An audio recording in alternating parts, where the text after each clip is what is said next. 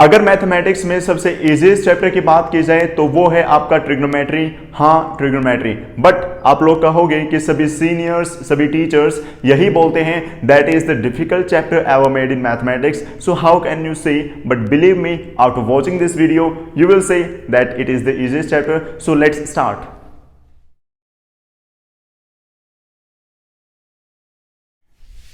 तो ये स्टार्ट करते हैं। सबसे पहले what is the meaning of trigonometry. मैंने आप लोगों को बताया था कि अगर आपको किसी भी वर्ड का मीनिंग पता ना लगे तो उसको ब्रेक करना स्टार्ट कर दो। अगर मैं इसको ब्रेक करूं, ट्राई का मतलब 3, ग्नो का मतलब साइड्स और मेट्री का मतलब मेजर, यानी कि मैथ्स की ऐसी ब्रांच जो किसकी स्टडी करे, 3 साइड के मेजर की स्टडी करे, उसको ही क्या कहा जाता है? ट्रिग्नोमेट्री। तो इतना तो आप लोगों को पता लग गया होगा कि हम इसमें किसकी स्टडी करेंगे? ट्रायंगल की स्टडी करेंगे। तो ये ट्रायंगल बना लेते हैं। बट ट्रायंगल्स इसलिए यहां पर क्या होता है? Right angle triangle. क्या चीज? Right angle triangle. अब राइट एंगल ट्रायंगल भी आप लोगों को पता है जिसमें एक एंगल कितना हो? 90 डिग्री। क्या चीज? एक एंगल क्या हो? 90 डिग्री। अब आपने पाइथागोरस थ्योरम की थी, या अगर मैं राइट एंगल ट्रायंगल की बात करूं तो 3 साइड होती हैं। मान लिया ए, बी और सी, ये एक ट्रायंगल है जिसमें बी पर 90 डिग्री का एंगल है। तो 3 चीजें होती हैं। एक तो आपका क्या? बेस, एक परपेंडिकुलर और एक हाइपोटेन्यूज। तो हाइपोटेन्यूज सबसे पहले क्या होता है? जो सबसे बड़ी साइड होती है इसको ही क्या कहा जाता है? हाइपोटेन्यूज। तो यहां पर आपका हाइपोटेन्यूज क्या हो जाएगा? AC। आपका हाइपोटेन्यूज क्या हो जाएगा? AC। अब बात आती है कि बेस कौन सा होगा और परपेंडिकुलर कौन सा होगा। हाँ, परपेंडिकुलर को हम एल्टीट्यूड भी बोल सकते हैं। क्या चीज? परपेंडिकुलर को हम एल्टीट्यूड भी बोल सकते हैं या फिर नॉर्मल भी बोल सकते हैं। तो हाँ, आपने 8th क्लास में क्या होगा, 9th क्लास में क्या होगा, अभी तक हम क्या करते आए हैं भाई? ये नीचे वाला बेस, बेस का मतलब क्या होता है? आधार। तो नीचे वाले को हम बेस मान लेते हैं और ये वाला जो होता है इसको क्या मान लेते हैं? परपेंडिकुलर। लेकिन यहां पर एक नई चीज आएगी, क्या? एंगल। अब एंगल थीटा। क्या चीज? Angle theta. तो आपको क्या चीज याद रखनी है कि जो एंगल से बिल्कुल अपोजिट होता है, क्या चीज? जो एंगल थीटा से अपोजिट साइड होती है वो क्या होती है? आपकी परपेंडिकुलर या फिर एल्टीट्यूड। क्या चीज?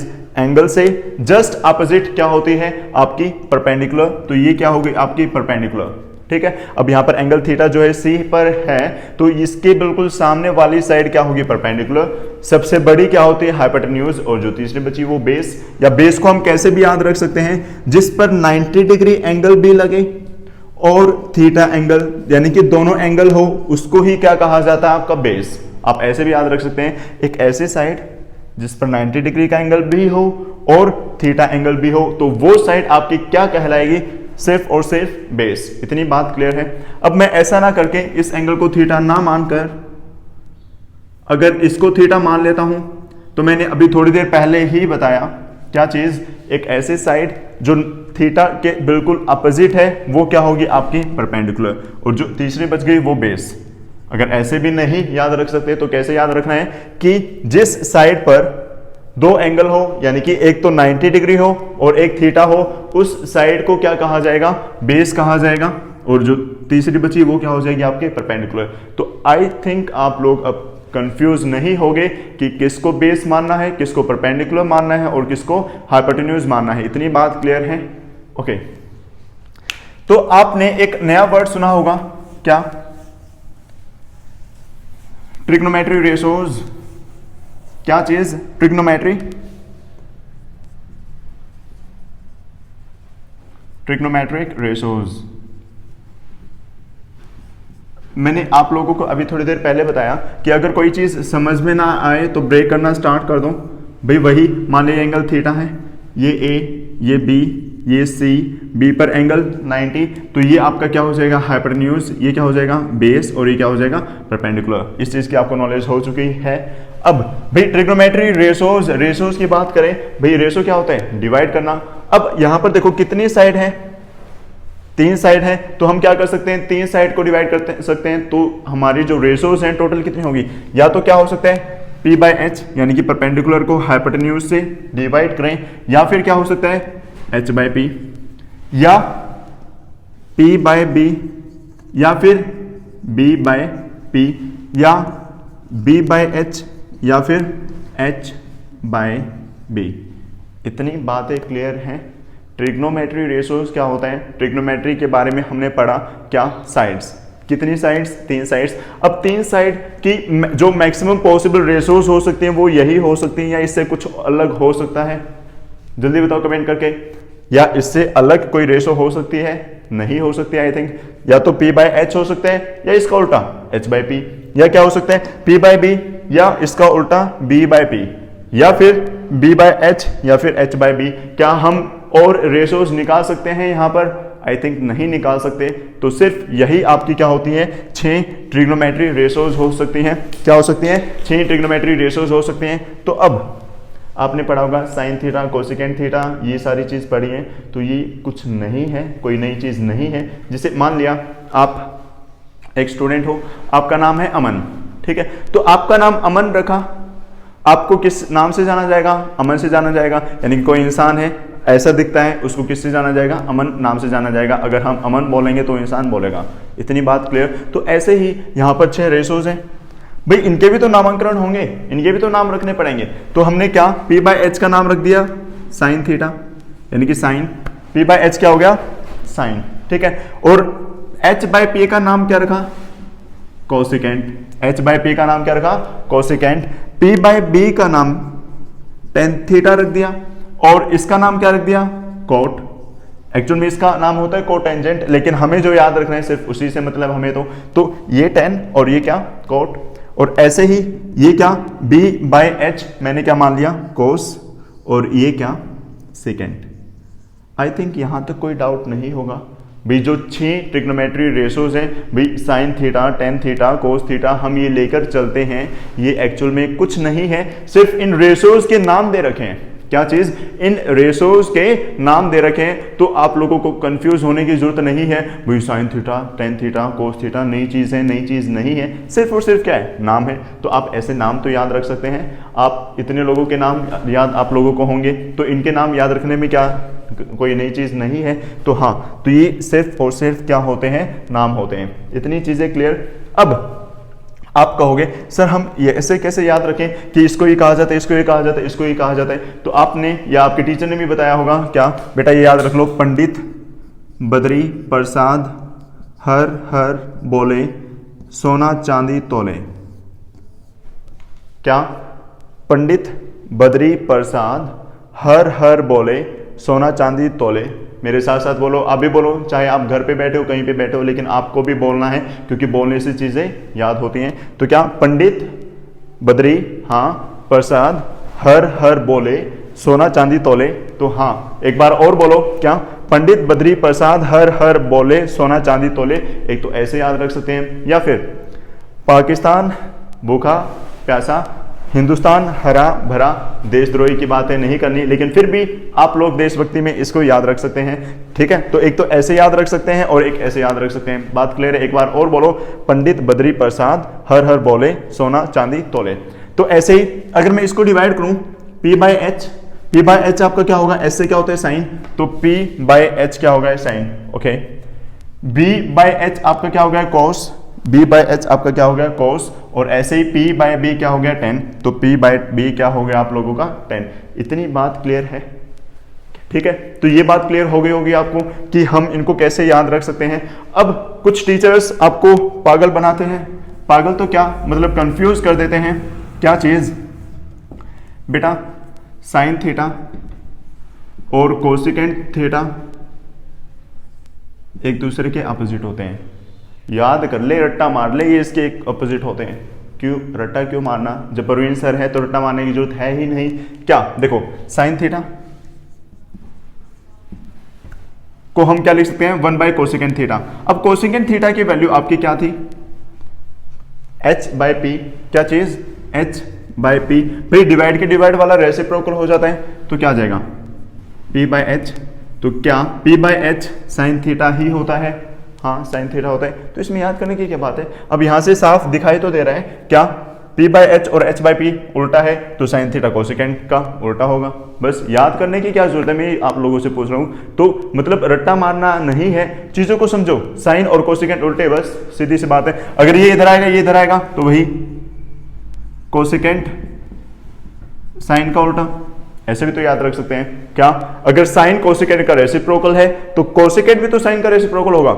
ऐसे P बाय B और B बाय P आपस में क्या रेसिप्रोकल, तो इसलिए tan कोट का रेसिप्रोकल और कोट tan का रेसिप्रोकल, और ऐसे ही cos सेकेंड का रेसिप्रोकल और सेकेंड कोसेकेंट का रेसिप्रोकल। तो रट्टा मारने की जरूरत नहीं है, ये फॉर्मूले वगैरह कुछ नहीं होते, सिर्फ जो रिजल्ट आपके निकल के आते हैं उनको ही फॉर्मूलों का नाम दे देते हैं। तो इसको आप याद रख सकते हैं। एक तो ये, अब यहां से एक रिलेशन आ जाएगा क्या, साइन थीटा, ये कोसेकेंट थीटा आपका डिवाइड में इधर जाएगा मल्टीप्लाई, तो साइन थीटा कोसेकेंट थीटा आपका क्या होगा, 1 होगा। बस ये भी एक रिजल्ट है। तो ये रिजल्ट याद करने हैं, कोई नई आइडेंटिटी, कोई फॉर्मूला नहीं है, कोई भी फॉर्मूला नहीं होता, सिर्फ इन्हीं चीज़ों को याद करना होता है। तो ये चीज़ आई होप आप सभी को क्लियर होगी।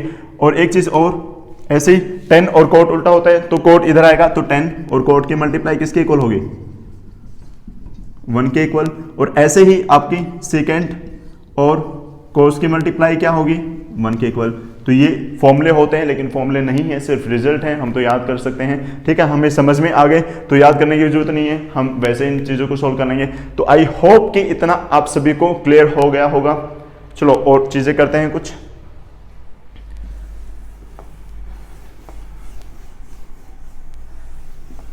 आपकी 3 और इंपॉर्टेंट आइडेंटिटीज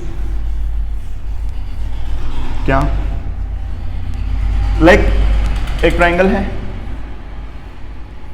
वही ए बी सी, ये एंगल क्या, थीटा हो गया। ठीक है, तो ये क्या आपका हाइपोटेन्यूज, ये परपेंडिकुलर और ये बेस। क्या इतनी चीजें क्लियर हैं भाई? आपने पाइथागोरस थ्योरम पढ़ी थी, यूजिंग पाइथागोरस थ्योरम। क्या हम पाइथागोरस थ्योरम का यूज कर सकते हैं? पाइथागोरस थ्योरम क्या कहती है कि हाइपोटेन्यूज का स्क्वायर क्या होता है, बेस का स्क्वायर प्लस परपेंडिकुलर का स्क्वायर। या फिर हम ऐसे भी कह सकते हैं कि एक ट्राइंगल है, एक क्या है, राइट एंगल ट्राइंगल, तो उसमें जो सबसे बड़ी साइड होती है उसका स्क्वायर बाकी की जो 2 साइड है उनके स्क्वायर के सम के इक्वल होता है। तो मैंने वही तो लिखा। ठीक है, इतना लिख सकते हैं। अब वही dividing both sides by H square. क्या मैं दोनों साइड एच स्क्वायर से डिवाइड कर सकता हूं, हाँ या ना? अगर मैं डिवाइड करता हूं तो H square upon H square, B square upon H square और P square upon H square. क्या एच स्क्वायर से एच स्क्वायर कैंसिल आउट हो सकता है? तो ये क्या आ गया, 1। यहां से b बाय एच का मैं होल स्क्वायर लिख सकता हूं इसको, और b बाय एच आपका क्या होता है, अभी आपने पढ़ा क्या, कोस थीटा, तो कोस स्क्वायर हो जाएगा ये। ऐसे p बाय एच आपका क्या होता है, साइन, तो क्या हो जाएगा, साइन का स्क्वायर। तो यही तो आपका फॉर्मूला होता है, एक sine square theta plus cos square theta is equal to 1। तो आप लोगों को आई थिंक पता लग गया कि ये कहां से हमने रिजल्ट निकाला है। तो आपको रट्टा मारने की जरूरत नहीं है, क्योंकि परवीर सर हैं तो हमें समझाएंगे कि ये चीज कैसे बनी। ठीक है, तो जल्दी से इसको नोट डाउन करें, उसके बाद और फॉर्मूले हम साइड में लिख लेते हैं। जो फॉर्मूले हमारे यानी कि जो रिजल्ट आ रहे हैं, एक तो क्या, sine square theta plus cos square theta is equal to 1। ठीक है, और क्या नई चीज भाई, ये h है, b p। भाई अगर मैंने h स्क्वायर से डिवाइड किया है तो क्या मैं b स्क्वायर से भी तो डिवाइड कर सकता हूं, हाँ है ना? क्या मैं b स्क्वायर से डिवाइड कर सकता हूं? अगर मैं दोनों साइड b स्क्वायर से डिवाइड करूं तो h square by b square, b square by b square और p square by b square. h by b क्या होता है, सेकेंड, तो क्या हो जाएगा ये सेकेंड स्क्वायर, इससे कैंसिल आउट 1। और p बाय b आपका क्या होता है, 10, अगर स्क्वायर है तो 10 स्क्वायर। तो बस एक आपका रिजल्ट यहां से आ गया, बस। तो इसको भी लिख लो, क्या, 1 plus 10 square theta is equal to secant square theta. तो एक रिजल्ट आप लोगों का ये आया, तो इसको भी नोट डाउन कर लिया मैंने। अब भाई हमने एच स्क्वायर से डिवाइड कर दिया, बी स्क्वायर से डिवाइड कर दिया, तो क्या मैं पी स्क्वायर से भी डिवाइड कर सकता हूं, हाँ या ना? हाँ, तो क्या आ जाएगा, H square by P square B square by P square और P square by P square. बात क्लियर? भाई h बाय पी साइन का उल्टा कोसिकेंट, तो क्या आ जाएगा ये कोसिकेंट का स्क्वायर। ऐसे ही b by p by p आपका tan और उसका उल्टा कोट, तो ये क्या होता है आपका कोट, तो कोट का स्क्वायर और p से p कटा 1, तो एक आपका रिजल्ट और आ गया यहां से 1 plus cot square theta is equal to cosecant square theta. तो आई होप आप सभी को ये तीन जो आइडेंटिटीज आपकी आई हैं, जो रिजल्ट आए हैं, वो निकालने आ गए होंगे कि कैसे हम इनको सोल्व कर सकते हैं, फाइंड आउट कर सकते हैं। तो एक बार जल्दी से इसको नोट डाउन कर लीजिए। उसके बाद और नई चीजें क्या, ट्रिग्नोमेट्री जो रेशोज हैं या फिर उनकी वैल्यूज हैं, एक टेबल और होता है आप लोगों का। तो टेबल और लर्न करने के लिए मेन जो आपकी वैल्यूज होती हैं वो क्या होती हैं, 0 degree, 30 degree, 45 degree, 60 degree, 90 degree. ठीक है, ये आपकी क्या होती हैं, जो मेन आपके एंगल्स होते हैं जिन पर हम वैल्यूज फाइंड आउट करेंगे in class 10th।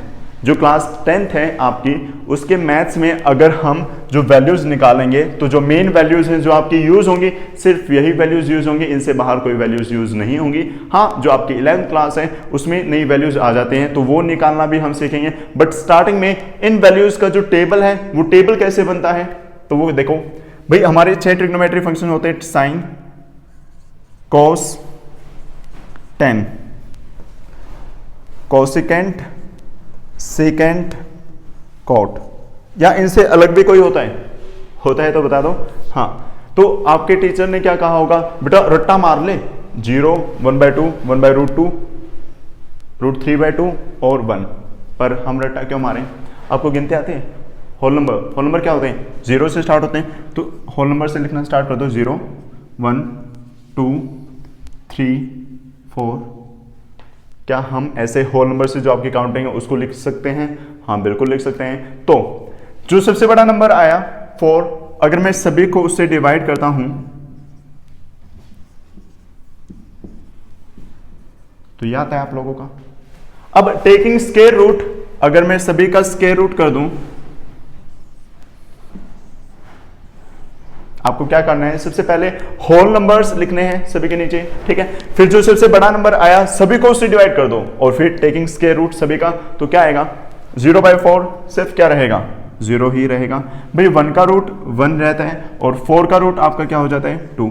Very good. अगर मैं इसको कैंसिल आउट करूं तो 1/2, 1 का रूट 1 और नीचे क्या रह जाएगा, √2। ऐसे ही √3 और 4 का रूट आपका क्या होता है बेटा, 2, और 4/4 1 और 1 का रूट क्या रहेगा, 1। तो इस चीज का रट्टा लगाने की आई थिंक आपको जरूरत नहीं होगी अब कि 0, 1/2, 1/√2, √3/2 और 1, इस चीज का रट्टा लगाने की जरूरत नहीं है। सिर्फ क्या करना है, 0 से लेकर 4 तक काउंटिंग लिखनी है। सभी को सबसे बड़ा जो नंबर आया 4 आया, डिवाइड कर दो, टेकिंग स्क्वायर रूट, तो आप सोल्व करोगे तो ये आ गया। इतनी बात क्लियर। अब भाई मैं इसके सामने इसकी वैल्यूज लिख लेता हूं, तो क्या आएगा, 0, 1/2, 1/√2, √3/2 और 1।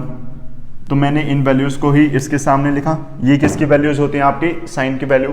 अब कोस साइन ऐसे जा रहे हैं तो कोस में ऐसे लिख दो सिर्फ, यानी कि वहां से स्टार्ट करना है आप लोगों को। तो 1 √3/2, 1/√2, 1/2 और 0। क्या आप ऐसे सोल्व कर सकते हैं? हाँ बिल्कुल। अब 10 आपने पढ़ा होगा क्या, या मैं आप लोगों को बता दूं, 10 को मैं sine theta by cos theta लिख सकता हूं। आप लोग कहोगे सर कैसे? देखो, साइन थीटा की वैल्यू आपकी क्या होती है, p/h, और cos थीटा की वैल्यू क्या होती है, b/h। अगर h से h को कैंसिल करें तो क्या बचेगा, p/b, और p/b ही आपका क्या होता है, tan थीटा। p/b ही क्या होता है, tan थीटा। तो tan थीटा आपका क्या आ गया, p/b, यानी कि sin theta by cos theta. और ऐसे ही cot थीटा को हम इसका उल्टा लिख सकते हैं, यानी कि cos theta upon sine theta. क्या इतनी बातें क्लियर हो गई? तो ये दो नई चीजें, दो नए रिजल्ट और आप लोगों को लर्न हो चुके हैं। तो हमें क्या करना है, सिर्फ साइन और कोस को डिवाइड करना है। तो क्या आ जाएगा आपका 10 आ जाएगा। तो 0/1 0 ही रहेगा। अगर इन दोनों को डिवाइड करते हैं बेटा, देखो 2 से 2 कट जाएगा तो क्या बचेगा 1/√3। अगर इन दोनों को डिवाइड करें तो पूरा कैंसिल आउट हो गया, तो सिर्फ क्या बचा 1।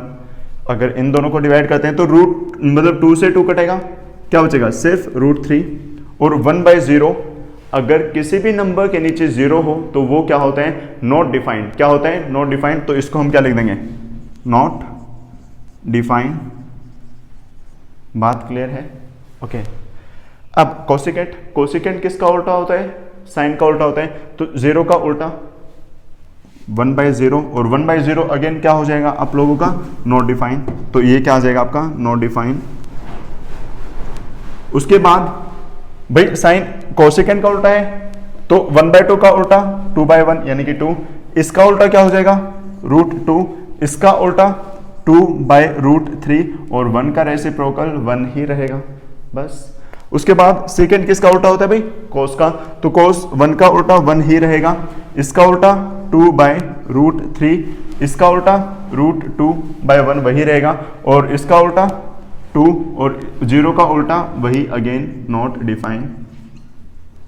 क्या चीजें क्लियर हो गई आपको? ओके। उसके बाद कोट, कोट किसका उल्टा होता है, 10 का उल्टा। तो 0 का उल्टा वही क्या, नॉट डिफाइंड।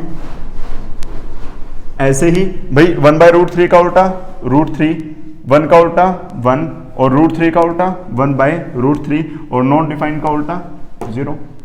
तो ये क्या था, आपका टेबल था जिससे आप वैल्यूज लर्न कर सकते हैं। तो आपको पता लगा कि आप टेबल को कैसे बना सकते हो। तो जल्दी से इसको नोट डाउन करें, आपको रट्टा मारने की जरूरत नहीं है। तरीका मैंने आप लोगों को बताया, तो जल्दी से इसको बनाओ।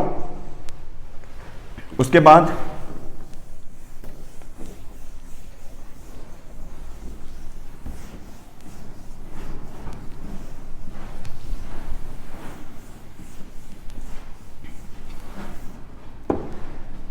भाई 3-4 चीजें और आएंगी। क्या, tan 90 minus theta cot theta, और cot 90 minus theta tan theta, sine 90 minus theta cos theta, और cos 90 minus theta sine theta.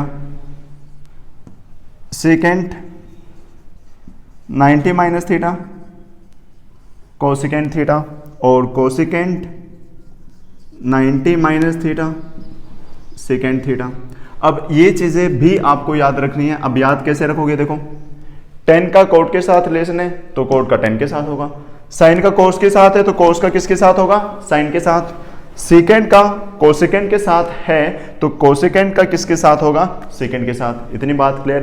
अब ये 90 माइनस थीटा कोट क्यों होता है, इसका रीजन जो आपकी 11th क्लास है उसमें मैं दूंगा। क्योंकि अभी अगर मैं आप लोगों को क्वाड्रेंट के बारे में बताता हूँ, ये first quadrant, second quadrant, third quadrant, fourth quadrant, तो आई होप कि आपको अच्छे से क्लियर नहीं हो पाएगा। तो इसको लास्ट में करेंगे, यानी कि जो आपकी 11th क्लास है उसमें करेंगे, जो आपकी 11th क्लास की क्लास में डालूंगा। अगर आपको ये जानना है कि 90 माइनस थीटा कोट थीटा क्यों होता है, तो जो आपकी 11th क्लास की जो ट्रिग्नोमेट्री का जो थर्ड चैप्टर है उसकी क्लास जो रहेगी उसमें आप लोग ये चीज़ सीख सकते हैं। तो ये थे इंट्रोडक्शन ऑफ ट्रिग्नोमेट्री से रिलेटेड जितने भी फॉर्मूले। तो ये आपका इंट्रोडक्शन टू ट्रिग्नोमेट्री था। तो उम्मीद है आप सभी को समझ में आया होगा। अब आप लोग खुद ही बताओ क्या ये मुश्किल है या आसान। ठीक है, तो कल से हम 8th चैप्टर जो आप 10th क्लास का है उसको स्टार्ट करने वाले हैं। तो मिलते हैं नेक्स्ट वीडियो में, तब तक के लिए bye, take care, have a nice day.